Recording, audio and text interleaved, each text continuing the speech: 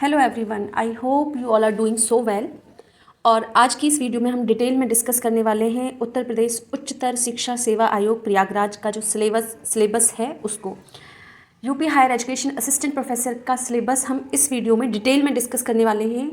और जो भी स्टूडेंट्स इस वीडियो को देख रहे हैं, आई एम डैम श्योर कि बहुत ही सीरियस स्टूडेंट्स हैं आप लोग। आपको पता ही होगा कि इस पेपर में 70:30 का होता है। 70 क्वेश्चंस होते हैं सब्जेक्ट के, 30 क्वेश्चंस होते हैं जीएस पेपर के। और वो जो जीएस पेपर के क्वेश्चंस होते हैं वो आपकी मेरिट में बहुत ही इंपॉर्टेंट रोल प्ले करते हैं, क्योंकि आपका उसमें जितना भी स्कोर होता है उसका मेरिट में एक बहुत ही इंपॉर्टेंट रोल होता है। सब्जेक्ट को बहुत सारे स्टूडेंट्स होते हैं जो अच्छा कर लेते हैं, लेकिन इस पेपर में बच्चे अच्छा नहीं कर पाते हैं और इसकी वजह से मेरिट अप एंड डाउन रहती है। तो ये बहुत ज़रूरी है कि आप इस पेपर को उतना ही सीरियस लें जितना आप अपने सब्जेक्ट को ले रहे हैं। तो इस वीडियो में मैं सिलेबस के साथ साथ ये भी डिस्कस करूँगी कि कौन से सोर्सेज हैं जो आपको फॉलो करने चाहिए। And I am taking guarantee of it कि अगर मेरे बताए हुए सोर्सेज को आप फॉलो करते हैं तो आपके आउट ऑफ 20+ क्वेश्चंस ठीक होंगे। तो आइए हम इस वीडियो में डिस्कस करते हैं। इसमें देखिए, आप अगर पढ़ पा रहे होंगे तो ये हिंदी में सिलेबस दिया गया है, जो भी स्टूडेंट्स हिंदी मीडियम के हैं, और ये इंग्लिश में सिलेबस दिया है। तो जो भी बच्चे इंग्लिश के हैं वो इंग्लिश में देखें और जो भी बच्चे हिंदी के हैं वो हिंदी में देखें। तो ठीक है, इस वीडियो में हम डिस्कस करते हैं। हिंदी वाले इसका आप स्क्रीनशॉट लेके रख लें, हिंदी में आप लोग पढ़ लीजिएगा इसको। समसामयिक मुद्दे, शिक्षण एवं शोध अभिवृत्ति, सूचना एवं संचार प्रौद्योगिकी, मानव एवं पर्यावरण, भारतीय इतिहास एवं भूगोल, भारतीय संविधान एवं अर्थव्यवस्था, इस तरीके की हेडिंग्स हैं। मैं इसको आपको इसके सोर्सेज बता देती हूँ कि कौन कौन से चैप्टर्स को आपको किस अप्रोच के साथ फॉलो करना है। तो वीडियो को आप लास्ट तक देखिएगा, आप मिस मत कीजिएगा किसी भी पार्ट को, और आप कॉपी और पेन लेके भी बैठ सकते हैं और उन पॉइंट्स को आप नोट कर सकते हैं। तो देखिए, इसमें हम डिस्कस करते हैं। सबसे फर्स्ट यूनिट है इसकी करंट अफेयर्स की। तो करंट अफेयर्स के लिए आपको क्या करना है, अभी एग्ज़ाम की डेट नहीं आई है और ये मंथ चल रहा है, फेब लास्ट हो गया है, मार्च मान के चलिए आप। तो एग्ज़ाम मोस्ट प्रोबेबली अप्रैल तक तो नहीं हो रहा है अभी, ठीक है। तो अप्रैल के बाद एग्ज़ाम होगा, तो मई में यूपी पीसीएस का भी पेपर होने वाला है और लगभग इस एग्ज़ाम की भी डेट तभी आएगी। तो आप लोगों को क्या करना है कि घटना चक्र की एक वीडियोज़ भी डालते हैं लोग उसकी, और इसकी एक मैगज़ीन आती है दृष्टि करके, ई दृष्टि करके उसकी एक मैगज़ीन आएगी। आप उस मैगज़ीन को फॉलो कर सकते हैं और वो ईयरली मैगज़ीन होती है, ठीक है। अब उसमें 1 साल का पूरा करंट अफेयर्स कवर होगा, और उस वीडियो को, उस मैगज़ीन को और उससे रिलेटेड वीडियोज़ को अगर आप फॉलो करते हैं तो आपके जीएस के कोई भी क्वेश्चंस उससे बाहर नहीं जाएंगे।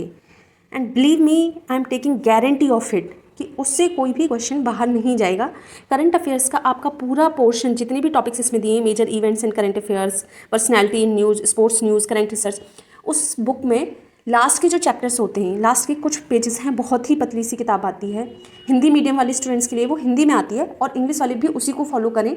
देखिए, अपनी लैंग्वेज को बैरियर मत बनाइए। अगर आपको एग्ज़ाम क्लियर करना है तो आप चाहे हिंदी के हो चाहे इंग्लिश के हो, आपको लैंग्वेज को के ऊपर इतनी कमांड तो रखनी पड़ेगी कि आप उस चीज़ को पढ़ सकें।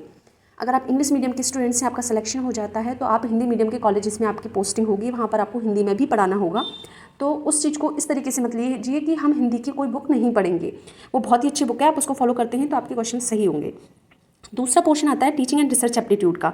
अब टीचिंग एंड रिसर्च एप्टीट्यूड के लिए क्या करना है, इस स्पेसिफिक यूनिट के लिए आपको कहीं और जाने की ज़रूरत नहीं है। आप यूट्यूब पे टीचिंग एंड रिसर्च एप्टीट्यूड की हेडिंग डालिएगा, बहुत सारे ऐसे ट्यूटर्स हैं, बहुत सारे अच्छे ट्यूटर्स हैं, आप उनको फॉलो कीजिए। मैं किसी का नाम नहीं लूँगी because I am not promoting any one here. तो आप उनकी वीडियोज़ को फॉलो करें। मैराथन क्लासेस हैं 1.5 घंटे या 2 घंटे की, आप उस एक वीडियो से टीचिंग एप्टीट्यूड के क्वेश्चन ठीक कर सकते हैं। तो ये आपका वहाँ से ठीक हो जाएगा। ये नेट के पेपर 1 के सिलेबस में भी है, क्योंकि ये वाली यूनिट, एक मिनट, ये यूनिट नेट के पेपर 1 में भी है। आपने इसमें पढ़ा भी होगा, role of UGC in qualitative development in higher education, data source collection and analysis. इसमें वही primary and secondary data collection की बात आती है। क्वेश्चन है, इंटरव्यू शेड्यूल, ऑब्जर्वेशन, इन सारी चीज़ों को डिस्कस करते हैं। रिसर्च मीनिंग एंड मेथड्स, इसमें आपने पढ़ाई होगा, रिसर्च टेक्निक्स के बारे में पढ़ा होगा आपने हाइपोथेसिस से रिलेटेड इसमें क्वेश्चन आ जाते हैं, रिसर्च डिज़ाइन से रिलेटेड इसमें क्वेश्चन आ जाते हैं। तो ये कुछ ऐसे टॉपिक्स हैं जो नेट के पेपर 1 में भी कवर होते हैं और उससे हर साल क्वेश्चन आते हैं। आप सब लोग नेट क्वालिफाइड हैं तो आपने इस टॉपिक को पढ़े ही होंगे, ये सारे टॉपिक्स। आपको सिर्फ रिवीजन की ज़रूरत है। तो इस यूनिट के लिए टाइम वेस्ट करने की ज़रूरत नहीं है, अलग से कुछ पढ़ने की ज़रूरत नहीं है। सिर्फ 1.5 या 2 घंटे की कोई भी एक वीडियो उठा के देख लीजिए, और उसी वीडियो को आपको 2-3 बार देखनी है। आप चाहें तो उससे नोट्स भी प्रिपेयर कर सकते हैं। यूनिट 3 आती है इंफॉर्मेशन एंड टेक्नोलॉजी। देखिए आईसीटी से रिलेटेड जो भी क्वेश्चंस आते हैं इस पेपर में, आपने अगर प्रीवियस ईयर के क्वेश्चंस उठा के देखे होंगे तो देखे होंगे कि कंप्यूटर एप्लीकेशन के ऊपर जितने भी क्वेश्चंस आते हैं वो बहुत ही बेसिक्स होते हैं। ठीक है, बहुत बेसिक क्वेश्चन आते हैं। क्वेश्चन का लेवल कैसा होता है कि बिट्स बाइट्स में क्या डिफरेंस है, कितनी यूनिट्स होती हैं। ठीक है, इनपुट डिवाइस कौन सी है, आउटपुट डिवाइस कौन सी है। ठीक है, मॉनिटर कौन सी डिवाइस है, इनमें से डब्ल्यू के जो प्रोपाउंडर हैं, इन्वेंटर हैं, वो कौन हैं। ठीक, या HTML क्या है, इसकी फुल फॉर्म क्या है। इस तरीके के बेसिक क्वेश्चंस आते हैं। तो उसके लिए क्या करना है आपको, computer application basic computer knowledge से रिलेटेड कोई भी आप गूगल कर लीजिए कि इन जितनी भी फुल फॉर्म्स हैं वो आपको पता हो। बहुत एक स्क्रीनशॉट्स मिल जाएंगे आपको इमेजेस में, जाके गूगल पर इमेज सेक्शन जो होता है वहाँ पर मिल जाएंगे आपको। आप अलग से सिर्फ इतना बेसिक्स पढ़ के जाइए, इनपुट डिवाइस, आउटपुट डिवाइस। ठीक है, इनकी फुल फॉर्म क्या है, कितनी कितनी यूनिट्स में क्या होती हैं, MB GB TB ये सारे इसमें आते हैं, तो उनकी आपको पता होना चाहिए। और बहुत डीप पढ़ने की ज़रूरत नहीं है आपको। सबसे पहले तो आपको क्या करना है, प्रीवियस ईयर जो पेपर्स हैं उनमें किस तरीके के क्वेश्चंस पूछे गए हैं उन्हीं को अपना बेस बनाना है, उसी को अपना आधार बना के क्वेश्चंस को प्रिपेयर करना है कि किस तरीके के क्वेश्चंस उसमें आ रहे हैं, किस तरीके से हम चीज़ों को प्रिपेयर करें। थर्ड यूनिट है पीपल एंड एनवायरनमेंट। इस यूनिट में क्या करना है, इस यूनिट में आपको क्या पढ़ना है। देखिए आप अगर इसका सिलेबस देखेंगे, इन्होंने बोला है पीपल एंड एनवायरमेंटल इंटरेक्शन, दूसरा है environmental depredation cause and solution, national and international affairs for better environment, environmental control. अब देखिए इस यूनिट में क्वेश्चंस क्या आते हैं। सबसे इंपॉर्टेंट इसमें मैं आपको 4 टॉपिक्स बताती हूँ जो आपको मिस नहीं करनी। अगर पेपर में 5 क्वेश्चन आते हैं इस यूनिट से तो डेफिनेटली 2 क्वेश्चन इसमें से होंगे। तो आपको मिनिमम जो है वो तो आपको लेके ही आना है, आपको उसके ऊपर फिर प्लस करना है। तो देखिए एक क्वेश्चन आपका डेफिनेटली एनवायरमेंटल मूवमेंट्स के ऊपर होगा। चिपको आंदोलन कब हुआ, कहाँ हुआ और कौन कौन उसके नेता थे उस टाइम पे। एपिको मूवमेंट है वो कहाँ हुआ, कौन कौन नेता थे, किससे रिलेटेड है। ठीक है, तो इस तरीके के जितने भी मूवमेंट्स हैं आपको वो पढ़ने हैं। नर्मदा बचाओ आंदोलन है, ठीक है, टिहरी मूवमेंट जो हुआ था वो किससे रिलेटेड है, उसमें कौन कौन नेता थे जो उससे जुड़े हुए हैं। तो ये सारी चीज़ें आपको पता होनी चाहिए। दूसरा टॉपिक इसमें जो इम्पॉर्टेंट है मूवमेंट्स के अलावा वो है जितनी भी एक्ट्स बने हैं, environmental protection act, biodiversity act, water pollution act, NGT act, ये सारे एक्ट्स जो बने हुए हैं इनका ईयर क्या है। ईयर से क्वेश्चन बहुत ही फ्रिक्वेंटली आता है। यूपी के जितने भी एग्जाम्स हैं, यूपी हायर एजुकेशन हो, यूपी असिस्टेंट प्रोफेसर PSC वाला जो पब्लिक सर्विस कमीशन का एग्जाम है, GDC वाला वो हो, यूपी PSC का जो एग्जाम जितने भी होंगे, चाहे PCS का एग्ज़ाम हो, PGT का एग्ज़ाम हो, GIC GDC असिस्टेंट प्रोफेसर के जितने भी एग्जाम्स हैं सब में उससे क्वेश्चन आता है। तो उसको बिल्कुल भी मिस मत कीजिए। 8 से 10 उसमें एक्ट हैं, आप गूगल कर सकते हैं, आप टेलीग्राम पे कहीं किसी चैनल को फॉलो कर रहे हैं आप वहाँ से पढ़ सकते हैं, किसी बुक से पढ़ सकते हैं। It's all depends on you, आप किस सोर्स को फॉलो कर रहे हैं। और आपको लगता है कि देखिए हम नहीं कर पा रहे हैं तो इसके लिए मैं एक आपको बता भी सकती हूँ। एक बहुत ही पतली सी बुक आएगी, इकोलॉजी एंड एनवायरनमेंट घटना चक्र की। ठीक है, आप उस बुक को फॉलो कर सकते हैं, प्रीवियस ईयर क्वेश्चंस की। आई थिंक 100 या 120 पेजेस होंगे उसमें। आप उस बुक को फॉलो करते हैं तो उससे भी आपके इसके सारे क्वेश्चंस हो जाएंगे। थर्ड टॉपिक इसी यूनिट से एक एनवायरमेंटल एक्ट हो गया, एक मूवमेंट हो गया, और थर्ड टॉपिक जो होता है वो आता है करंट अफेयर्स का। एनवायरनमेंट से रिलेटेड जितनी भी सबमिट्स हो रही हैं, COP14 हो, COP13 हो, कितने सस्टेनेबल गोल्स हैं, ठीक है, कौन कौन से अभी किस किस तरीके की नए इनिशिएशन ले रही है इंडियन गवर्नमेंट दूसरी कंट्रीज़ के साथ मिलके। सोलर एनर्जी में क्या क्या हो रहे हैं, अभी आपको पता भी होगा इंटरनेशनल सोलर अलायंस जो है उसका गुड़गांव में ऑफिस है। तो वो एक इकलौता ऐसा ऑफिस है इंटरनेशनल लेवल पे जाके जिसका हेड ऑफिस इंडिया में है। तो इस तरीके की जो चीज़ें हैं वो आपको पता होनी चाहिए। इनसे क्वेश्चंस आते हैं कि आपको पता होना चाहिए कि किस तरीके कितनी सोलर एनर्जी में हमारे कितने प्लांट्स लग रहे हैं, कहाँ कहाँ लग रहे हैं यूपी में। यूपी गवर्नमेंट जो है वो क्या इनिशिएशन ले रही है एनवायरनमेंट को लेकर, तो उनके बारे में पता होना चाहिए। और इसके बारे में आप एक काम और भी कर सकते हैं कि बजट में क्या इनिशिएशन हुआ है, यूपी बजट में भी और इंडिया के बजट में भी। अगर उनको आप अगर देखेंगे तो वहाँ से आपके इसके क्वेश्चन सॉल्व हो जाएंगे। फिर टॉपिक आता है, 5th यूनिट आती है हमारी इंडियन हिस्ट्री एंड ज्योग्राफी। देखिए हिस्ट्री एंड ज्योग्राफी बहुत बड़ी है, लेकिन आपको इतना इधर उधर नहीं जाना है। आप ज़्यादा टाइम वेस्ट करेंगे, आप चीज़ें प्रिपेयर नहीं कर पाएंगे।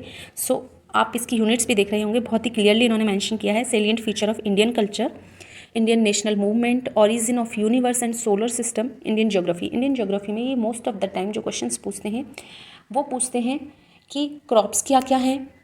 इंडियन ज्योग्राफी पर ही इनका फोकस रहता है मोस्ट ऑफ द टाइम कि आपकी क्रॉप्स कौन कौन सी हैं, रबी की क्रॉप, खरीफ की क्रॉप, जायद की क्रॉप। इससे एक क्वेश्चन इनका आता ही है। ठीक है, इससे ज्योग्राफी से और जो क्वेश्चंस होते हैं, क्लाइमेट से क्वेश्चन ये पूछ लेते हैं।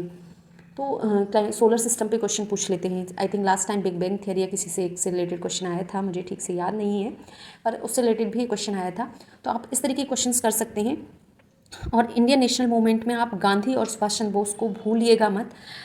इससे एक question definitely they will ask, एक क्वेश्चन डेफिनेटली आएगा इस चैप्टर से कि गांधी के मूवमेंट से आ जाएगा या सुभाष चंद्र बोस के मूवमेंट से आ जाएगा, क्योंकि हमेशा कंट्रोवर्सी में रहते हैं, लोगों की डिफरेंट डिफरेंट ओपिनियंस होती हैं गांधी और बोस को लेकर। तो ये चीज़ें जो करंट में चलती रहती हैं, most of the time GK के जो क्वेश्चंस हैं वो उसी के ऊपर बनते हैं, तो आप इनको मिस मत करना। और इसके लिए अगर आप पूछेंगे सोर्स मैम बताइए कि हम सिर्फ इसी सोर्स को फॉलो करें, तो अगेन आई विल से कि घटना चक्र की जो बुकलेट है आप उसको फॉलो कीजिए। अगर आप उसको फॉलो करते हैं तो आपके सारे क्वेश्चंस ठीक हो जाएंगे। घटना चक्र हिस्ट्री, घटना चक्र ज्योग्राफी की बुक्स आती हैं, आप उनके प्रीवियस ईयर क्वेश्चंस को फॉलो कर सकते हैं। Indian constitution, no last and 6th unit is Indian constitution and economy. ये देखिए, इकोनॉमी के लिए आपको क्या करना है। इकोनॉमी, मैं पहले इकोनॉमी का बताती हूँ। इन्होंने दिया हुआ है population, poverty, unemployment, planning and development, income tax, and next is agriculture, industry, trade, money, currency, banking and capital market. इसके लिए आप दो काम कर सकते हैं। 11th-12th की जो NCERT है आप उसको गो थ्रू कर सकते हैं एक बार। अगर आपके पास टाइम है, मैं सजेस्ट करूँगी कि आप उसको गो थ्रू कर लीजिए। उससे आपकी बेसिक इकोनॉमिक्स के जो टॉपिक्स हैं आपको वो क्लियर हो जाएंगे। कर्व्स जो हैं इकोनॉमिक्स में, कर्व्स पे आपको पता होगा फिलिप्स कर्व है, लॉरेंस कर्व है, इन पर क्वेश्चन आता है पेपर में, तो आप उनको एक बार पढ़ लीजिए। Monetary policy, fiscal policy basics हैं, ठीक है। फिस्कल डेफिसिट क्या होता है, ये बहुत ही बेसिक कॉन्सेप्ट्स हैं इकोनॉमिक्स के जो कि आपको पता होना चाहिए। और क्वेश्चन भी इन्हीं टॉपिक से आते हैं। इन्फ्लेशन क्या है, डिफ्लेशन क्या है, स्टैग इन्फ्लेशन क्या है, तो इन चीज़ों के बारे में आपको पता होना चाहिए। और इन्हीं टॉपिक से क्वेश्चन आएगा, आपको डीप क्वेश्चन नहीं पूछेगा हायर एजुकेशन, क्योंकि आप इकोनॉमिक्स की मास्टर्स नहीं बनने जा रहे हैं। तो लेकिन इनके बारे में बेसिक्स आपको पता होना चाहिए, तो आपको ये करना है। और दूसरा आपको पढ़ना है बजट। इंडिया का जो बजट है और यूपी का बजट है, आप उसको मिस मत कीजिएगा please. I am saying it again and again because उसमें से क्वेश्चन आते हैं, चाहे कोई भी पोर्शन हो, इंडियन कॉन्स्टिट्यूशन इकोनॉमी का पोर्शन हो, इंडियन ज्योग्राफी एंड हिस्ट्री का पोर्शन हो, पीपल एंड एनवायरनमेंट का पोर्शन हो। वहाँ पर बजट में जो भी वो वर्ड्स जो होते हैं, टाइटल्स जो होते हैं, उनको डिस्कस करते हैं। उनको अगर बजट में किसी वर्ड को बोला गया है तो उससे क्वेश्चंस बहुत बनते हैं, तो आप उनको प्लीज़ थोड़ा सीरियस होकर लीजिएगा। और दूसरा टॉपिक आता है preamble, fundamental rights and DPSP, and एक है Indian political system, legislative, executive and judiciary. इसके लिए आप कहीं मत जाइए, कुछ मत पढ़िए। ल्यूसेंट की जो बुक आती है उसमें कुछ पेज हैं, आई थिंक 15 पेजेस होंगे। आप सिर्फ उन 15 पेजों को पढ़ लीजिए, आपके क्वेश्चन सॉल्व हो जाएंगे। किसी और बुक को मत फॉलो कीजिए। आप 15 पेज होंगे, उसमें हार्डली 15 पेज होंगे। एक पेज में आपका पूरा fundamental rights and fundamental duties खत्म हो जाता है, एक पेज में आपका DPSP और प्रियम्बल वाला जो पोर्शन है वो खत्म हो जाता है, और कुछ 7 या 8 पेज और होंगे जिसमें कि आपका Indian judiciary system, legislative, executive, ये सारी चीज़ें खत्म हो जाती हैं। तो आप उसको फॉलो कर लीजिए। तो अगर आप इस पोर्शन को इस तरीके से फॉलो कर रहे हैं तो I am saying it again कि आपके बहुत ही ईजिली 20+ क्वेश्चन ठीक हो जाएंगे, and you can even correct 25 questions, जो कि बहुत ही अच्छा स्कोर होता है। अगर आपका इतने क्वेश्चन सही हो रहे हैं और अपने पेपर में, अपने सब्जेक्ट वाले पेपर में आप डिसेंट स्कोर लेके आते हैं, तो आपका सिलेक्शन डेफिनेटली हो जाएगा। इतना आपका स्कोर आना चाहिए कि आप इंटरव्यू के लिए इस तरीके से वेट ना करें कि मेरे इंटरव्यू में कितने मार्क्स आएंगे। आपका कितना भी स्कोर आ रहा हो इंटरव्यू में, आपका सिलेक्शन हो जाएगा। So prepare this way. And मैं आपको एक और चीज़ बता देना चाहती हूँ कि सिलेबस के अलावा मैं UP higher education assistant professor की GS पेपर 1 के लिए वीडियोस भी लाने वाली हूँ बहुत ही जल्दी।